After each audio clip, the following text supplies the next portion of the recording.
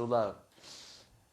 Okay, we dedicate the shul לעילוי נשמת דבורה פייגי בת שמואל, אורה דבורה בת שמואל. רבקה בת אברהם, מוניקה בת פני, מוניקה מרים בת פני, מנחם מנדל בן אלחנן. Also לעילוי נשמת, I have it over here. חיה רות בת פנחס, רוח השם תנחם בגן עדן. You know, today is the actual first day of Chodesh Adar. You know, like we spoke yesterday, very special month. The Mishenichnas Adar Marvim B'Simcha is the month that a person is able to change his mazal to have it the whole entire year throughout Simcha. What is the main key of the Simcha? You know, how do you say emunah in English? Believe, right? I believe in God. This is called emunah. Rabotai, emunah, it's not belief. Why not? Because belief is something that you say, you know what? I believe that he's like that. It's not 100%. It's not sure. I believe that he's like this. But the Torah doesn't call emunah a belief. The Torah says, "V'yadata hayom." A person is obligated to know Hashem.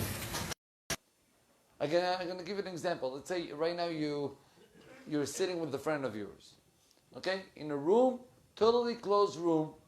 No doors, no windows, no nothing. You just finished the meeting and you leave the room, your friend is still inside. You just leave the room, you close up the door, and then there is a guy asking you, tell me something, is Sammy inside? Sammy is your friend. Is Sammy inside? Do you know if he's inside? What's going to be the answer? Of course I know. I know. What do you mean? How are you sure you don't see him? The answer is, I have enough proofs to know in my head that this guy is inside. Rabotai, before emunah starts, there is the concept of yediyah. To know that God exists. Like the Chavot Ravavot writes down, it's an obligation to know, to check. To check. Yeah, how a guy told me that he had a little bit of issues. You know, he left Judaism, unfortunately, and he went to Islam. And Baruch Hashem, he came back. But anyway, this guy told me that one of the things that it was like in shock for him, he had some questions about the Islam. And he got in contact with all type of, I don't know their names, but it's called like the imams. Okay? And there were some moments that he got into certain questions, and then the answer was, you're not supposed to ask. Part of the Islam is just to accept it. Rabotai, the Torah says the opposite. It's an obligation to check. To check the sources of our Torah, to check the sources of HaKadosh Baruch Hu, the creation of the world, etc. But this is not called emunah. Not yet. That's a step before emunah. What's emunah? Belief? We said that belief, it's nothing. What's emunah? Emunah in Hebrew comes from the word emun. You know what's emun? Trust. I'm going to give an example. I go to the street. There was a rabbi. Now I just remember. There was a rabbi that I think it was Rabbi Salant. I don't remember well. That he traveled from one city to another, and then he got to one of the cities, and one of the Jews over there, they see him, a rabbi with a beard, tells him, "Rabbi, are you shahait?" I says, "Yes." "Oh, please, Rabbi, if you don't mind, do shahita to me, chicken." I says, "Okay, listen, I have no problem. He did shahita." Just before he gave him the chicken, he told him, "I just have a question. I'm sorry, just got here. Do you mind to give me a loan of $10,000? Okay, let's set in. Again, what did you say? No, a loan of 10,000. Can you? It's hard? Oh, okay. Oh, I got it. I can hear you, he says, yeah. I can hear you. I said, no, don't worry, I'm going to scream you, sir. I need a loan, $10,000. He says, "Excuse me, sir. Listen, Rabbi, I barely know you. You know, you just got here. If you were my rabbi, fine, but..." He said, "Oh, one second. For money issues, you don't trust. For shahita, you trust. You see a beard, you see a kippah, that's it. The guy is Moshe Rabbeinu." So he says, emunah comes from the word emun. to trust on somebody. How are you ready to give a loan to a friend of you? Because you trust on him. You know that he is responsible. You know that he is a guy that he will pay you back. You trust in him. Rabotai, emunah comes after you have yedi'ah. You have emunah, you have yedi'ah, you know already, and then you apply the concept of trusting. I trust in God. But Rabotai, this is not all. There is an upper level, a higher level. And this higher level is the level that can protect a person not only to trust, but also to be comfort with whatever he's having. And this is called bitachon. What is the difference in between emunah and bitachon? Bitachon, says the Chovat Arvavot, the slogan of bitachon means to have your nefesh reguah. Nefesh reguah means that your soul will be peaceful. That you're not going to be stressed and what's going to be and what's going to happen. And Rabotai, we have it every moment. Every moment. How a guy told me, he got married, and after a few months they were looking for him to buy a house. The family, they got a nice offer, they were checking it out, they were asking here and asking there and getting the money. Finally they decided that's the right apartment for them to buy. They got to the owner and they said, listen, we're ready to close up, to sign up with you. And the owner said, Chava, you didn't come yesterday. I just closed up with somebody else last night. And what is the feeling at that moment? Why? Come on, I can't believe it. Rabotai, whoever have bitachon is the person who have his nefesh, his shaleva. He have no stress. Not only no stress, he have tranquility in his neshama. He knows that there is nothing to be worried about. And just in parentheses, I just get a story of these past days of a guy that also wanted to buy a house. So, young Avrech in Bnei Brak, he goes to Rabbi Chaim Kanievsky, Shem Yarich Yemav V'Tov, and he comes to him and he tells him, Rabbi, we're thinking to buy this apartment in this street. We want a beracha from the rabbi before we sign up. And the rabbi looks at him and he says, go take a haircut. Go take a haircut. The guy looks at the rabbi. I'm asking A, you answering Z. What's the connection? And the worst part was that he already took a haircut a week ago. He says, but Rabbi, I already went to the... And the rabbi repeated himself. Go take a haircut. And you know how he's by the rabbi, Rav Chaim Kanievsky. There is no time. So they rush you out. They kick you out into words. Yalla, yalla, go. The guy left. He says, you know what? I have emunat hachamim or not.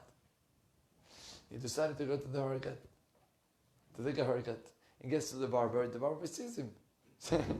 What now? You came last week. He says, I'm going to pay you. You just cut whatever you're able to cut. So, what do you mean? Why are you coming? Just started going to tell you. And they start talking and he tells him, listen, I was by Rav Chaim Kanievsky. He told me to... Why Rav Chaim Kanievsky told you such a thing? He says, we're looking for an apartment and we got this apartment in Rabbi Akiva, this street. And that apartment, the guy said, you're a lucky guy. You know, my sister lives in that building. And my sister has such a problems in that building. It's so old. The maintenance is terrible. There is problems with the pipes. Listen, get out of that place. Get out of that offer. The guy said, you understand?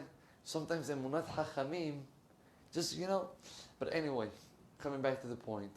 Rabotai, bitachon, what is bitachon? So we have three levels. We have yediyah, to know Hashem, to check out. Then you have emunah. What's emunah? To trust in Him. And then you have bitachon. Bitachon is to get in such a level that you're going to have totally no stress, knowing that whatever is happening to you is managed by HaKadosh Baruch Hu. How do we get to that? How do we get to that?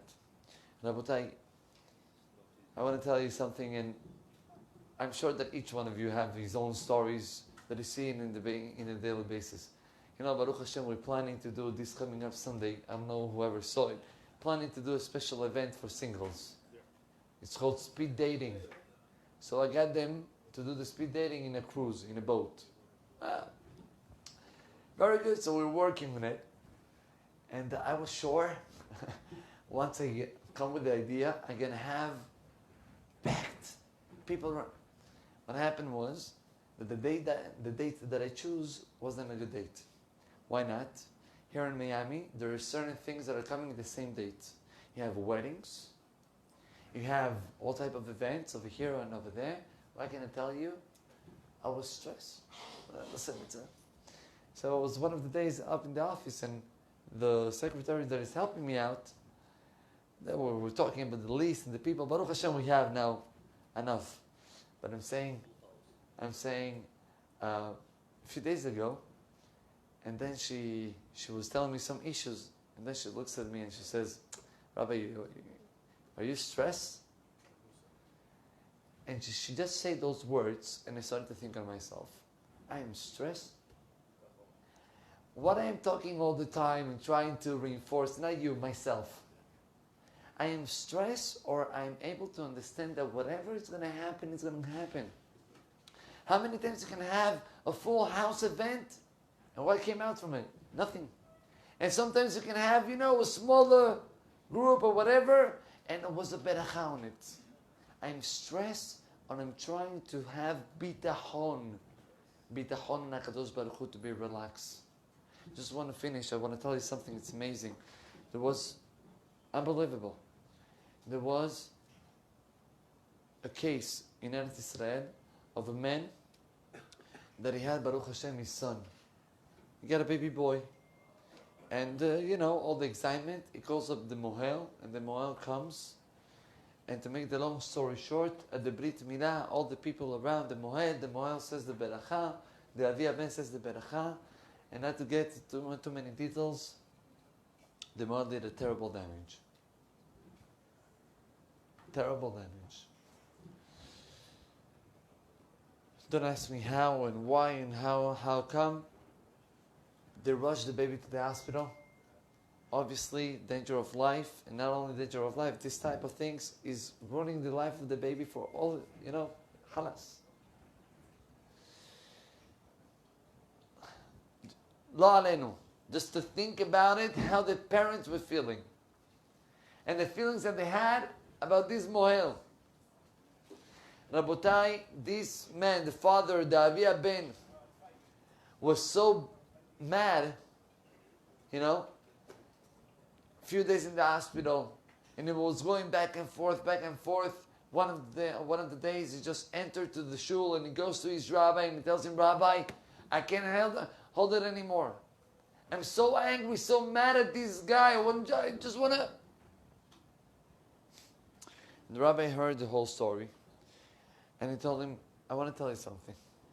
And he opened with him the great Sefer, the great book, Chovot HaLevavot. I recommend each one of us to learn only one chapter of this book. It's called Sha'ar HaBitachon, the gate of Bitachon. Whoever didn't learn Rabbeinu B'Chayeh, Chovot HaLevavot, Sha'ar HaBitachon, he doesn't understand what I'm talking about even. Comes Rabbeinu B'Chayeh and he writes down. He says there are certain moments that you're being in a challenge that really you cannot change anything. You cannot change anything. The only thing that you're going to be able to change is your feelings. Because basically what's happening, it's above your power. And says the Chovot HaLevavot, that whoever in those moments is able to control himself and to trust 100% what the Borei Olam, whatever he's doing, is 100% Ashgacha Peratit, that himself is giving him the salvation.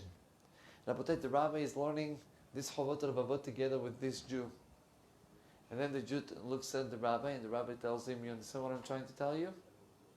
Yeah, Rabbi, you want me to forgive him? No. I want you to do Seudah and do Siyum Masechet. Finish the Gemara.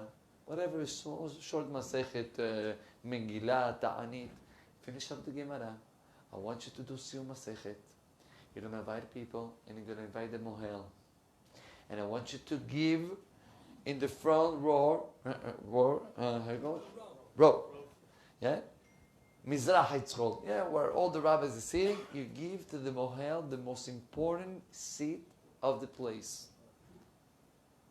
And you're going to announce that you know that everything that happened is only Ashgaha Peratit.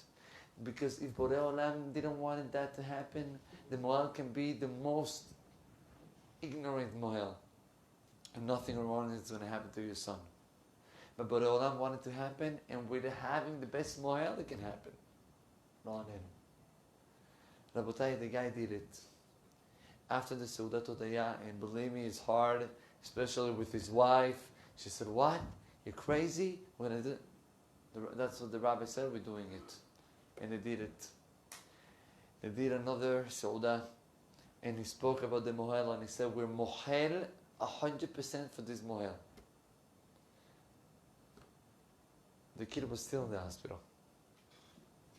He was supposed to have 5 different surgeries. 5 different surgeries. He had the first one, and after the first one, they were waiting for the second one, and then this guy did Seudat Odaya, Seudat Siyum Masechet. After the Seudat Masechet, he goes to the hospital, and he's talking with the doctors, and one of the doctors tells him, let me just tell you something. We're supposed to do a second surgery, but we're just seeing something, the Baruch Hashem, there is a progress. Let's wait a little bit more, let's see what's going on. Says the Avi Ben, his son, Baruch Hashem, started to progress. Now one more surgery had to pass, and Baruch Hashem is going to be able to get married at the right moment, to have children without any issues. Rabotai, sometimes Borei Olam is putting us in a challenge just to see how much of a bitachon do we have on HaKadosh Baruch Hu. And I think that this is all the month of Adar. How can you be in simcha when there are problems? When you have bitachon. When you're able to have this type of trust and you have relax in your life because you know that everything is Ashgaha Peratit, then marvim b'simcha. Baruch Adonai le'olam. Amen ve'amen.